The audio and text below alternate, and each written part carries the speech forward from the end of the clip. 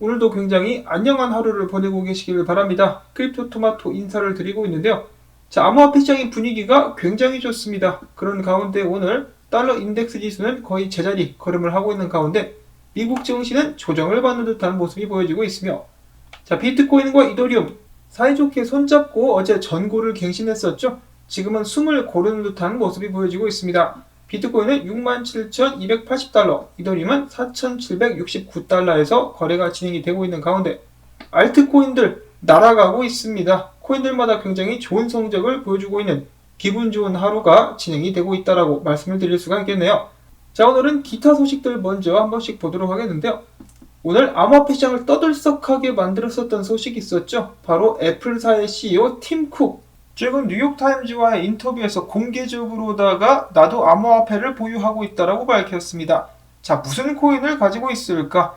팀 쿡은 자산사항에 대해서는 말을 아꼈지만은 투자 포트폴리오의 다양화의 일환으로서 약간의 비트코인 또는 이더리움을 보유하고 있다라고 밝히기도 했었습니다. 약간이라고는 하지만은 이 사람 기준의 약간과 우리들이, 그러니까 일반인들이 생각하는 약간의 기준은 차이가 꽤 많이 나겠죠. 그 다음 질문으로 테슬라처럼 애플도 암호화폐 비트코인을 대차 대조표에 추가할 계획이 있느냐라는 질문에 대해서는 지금 당장은 계획이 없다. 그렇지만은 우리가 분명히 살펴보고 있는 다른 것들이 있다라고 하면서 마찬가지로 구체적인 언급은 피했다라고 합니다. 제가 정확히 오늘 어디서 봤는지는 모르겠는데 애플 역시 메타버스에 관심을 가지고 있다는 식으로 이야기를 하기도 했었다라고 하는데 참고로만 들어주실 수 있기를 바라고요.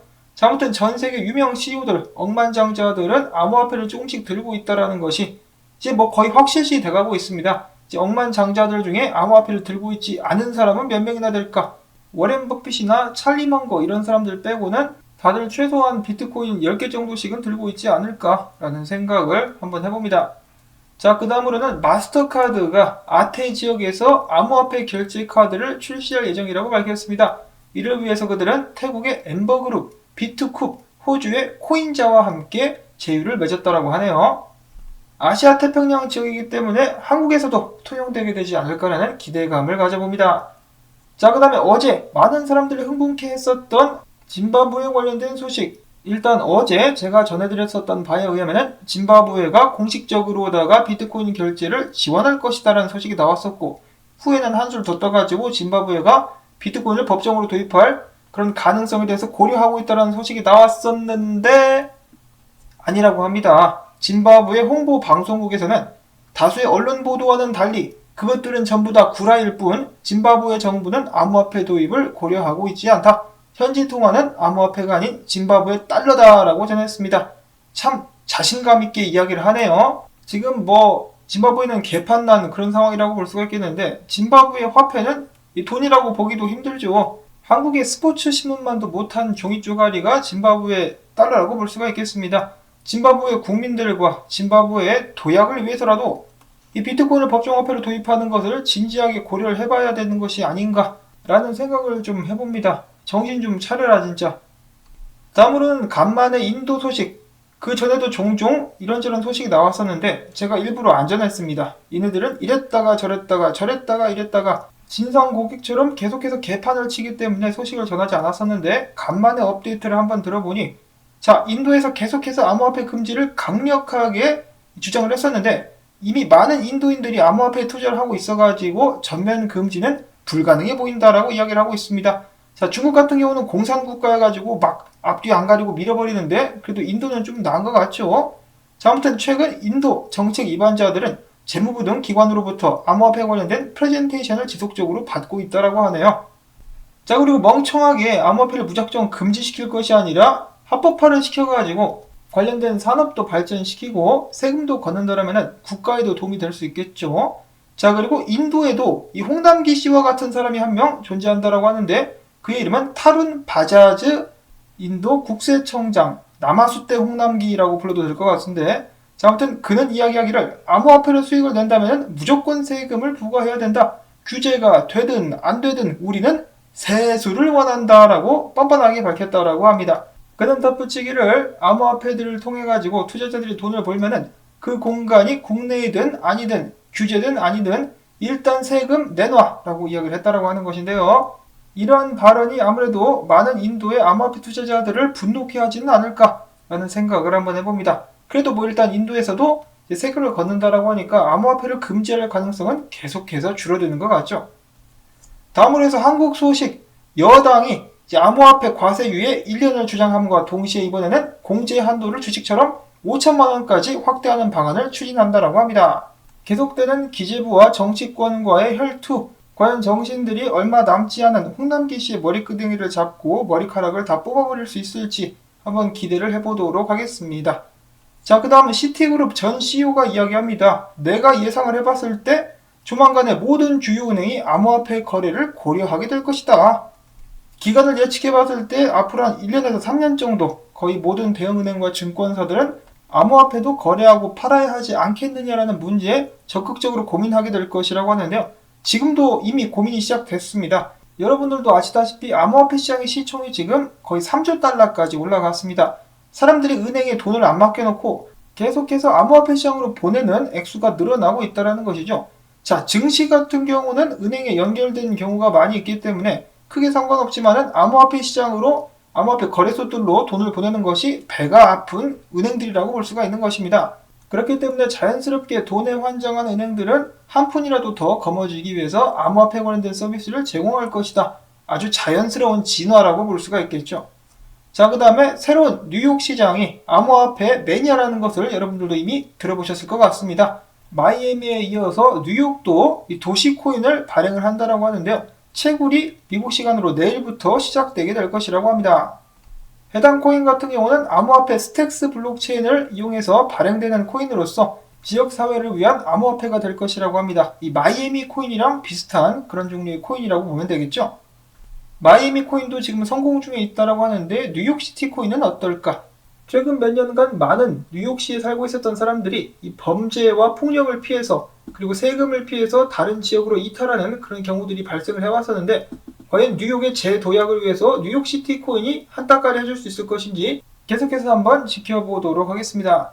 다음으로는 국내 소식 몇 가지가 있습니다. K-팝과 손잡은 위믹스, 이번에 달콤 소프트의 게임을 블록체인으로 옮겨올 계획을 발표했다고 하네요. 세계적으로 인기가 많은 K-팝 컨텐츠 게임이 위믹스 블록체인 상에서 운영이 된다라고 보시면 되겠는데요.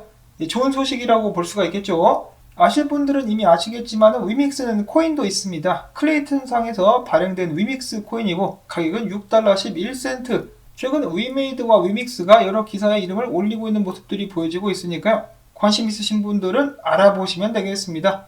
다음으로 크립토코언트의 쭈경 대표가 이야기합니다. 오미세고가 보바 에어드랍을 위해서 거래소로 계속해서 흘러 들어오고 있다. 근데 그 수치가 어마어마하다라고 하는데요. 전체 공급의 53%가 중앙화 거래소에 보관이 되어 있다.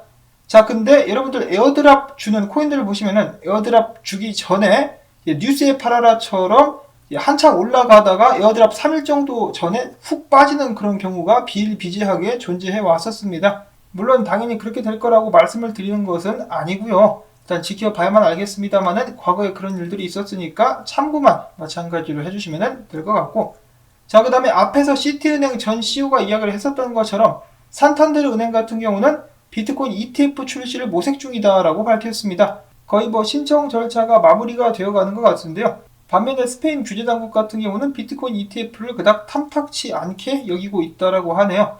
근데 뭐 수요가 높으면 어쩔 수 없이 승인을 하게 될 수밖에 없지 않을까, 시간 문제가 아닐까라고 생각을 해봅니다. 자, 그리고 비트코인 관련된 소식들로 넘어가 보도록 하겠는데요. 첫 번째로는 비트코인이 계속해서 승승장구하고 있는 가운데 테더, 규제되지 않은 암호화폐들의 중앙은행이라고 볼 수 있는 테더사가 11월 첫째 주에만 30억 달러 상당의 테더를 프린팅했다라고 합니다. 아무래도 이 테더를 통해서 시장이 탄력을 받는 것이 아닌가라고 생각을 하고 있는 것 같죠. 자, 만약에 테더가 흔들린다 그러면 암호화폐 시장이 전반적으로 흔들릴 수 있다는 점은 아직도 유효한 것 같습니다. 자, 그리고 계속되는 암호화폐 상승과 함께 지금 현재 시장의 심리 상태는 극단적 탐욕 단계로 다시 넘어갔는데, 극단적 탐욕 단계가 오게 되면은 보통 조정을 받게 되는데, 저번 불장 생각하시면 아시겠지만 극단적 탐욕 단계에서 한 3-4달을 놀았었던 적이 있었죠. 그렇기 때문에 지금부터는 극단적 탐욕 때문에 조정이 올 거라고 말씀드리는 것은 좀 삼가를 하도록 하겠습니다. 다음으로는 비트코인 기술적 분석이 몇 가지가 있습니다. 최근 다시 한번 전고를 돌파한 비트코인, 최근 패턴을 깨고 올라온 것을 봤을 때 이 페넌트를 기점으로 기술적 분석을 해봤을 때 목표가는 88,300달러가 될 수 있다라고 하고요. 이것보다 더 큰 그림으로 봤을 때는 보시면은 거대한 컵앤핸들이 보여지고 있다. 7개월짜리 컵앤핸들이라고 볼 수 있겠는데 불코우스키 점수에 따르면 해당 패턴은 3등짜리 패턴이라고 합니다. 3등짜리 상승을 위한 패턴, 그리고 컵앤핸들에서 핸들이 22일 미만이면 강력한 상승임을 짐작해 볼 수 있다라고 이야기를 하고 있는데 핸들 같은 경우 20일 정도가 걸렸다라고 합니다. 그래서 이 거대한 7개월짜리 컵앤핸들 상승에 대한 기술적인 목표가는 103,613달러 정도가 된다라고 하네요. 비트코인이 10만 달러까지 기술적으로 지금부터 상승할 수 있다라고 누냐 비즈니즈라는 분석가는 밝혔다라고 하는데요. 패턴만 봤을 때는 정말 그럴 것 같습니다. 지금부터 쭉쭉 올라가지고 비트코인 10만 달러까지 상승할 수 있기를 바라보고, 그 다음으로는 테크뎁 분석가, 지금 현재 68,000달러는 비트코인 고점에 비하면 아직 멀었다라고 이야기하면서 차트 비교 분석을 해주었습니다. 일단 RSI가 상단 추세선까지 닿아야 이제 고점이라고 좀 생각을 해볼 수가 있겠는데 아직 멀었다라는 것이죠. 지금부터 쭉쭉 올라간다라고 쳤을 때 10만 달러 이상도 가뿐하게 가능하지 않을까라고 많은 기대감을 가져보고 있다라고 합니다. 암호화폐 시장을 더욱더 뜨겁게 달구고 있는 이 굉장히 긍정적인 분위기와 함께 다시 한번 포모가 일어나게 되면서 비트코인 가격이 크게 오르게 되지 않을까라고 예상을 해볼 수가 있겠는데요. 자, 그 반면에 아직 지뢰도 존재한다라는 것을 계속해서 염두에 두고 투자를 진행해야 되지 않을까라는 조심스러운 말씀 또한 저는 드려보고 싶습니다.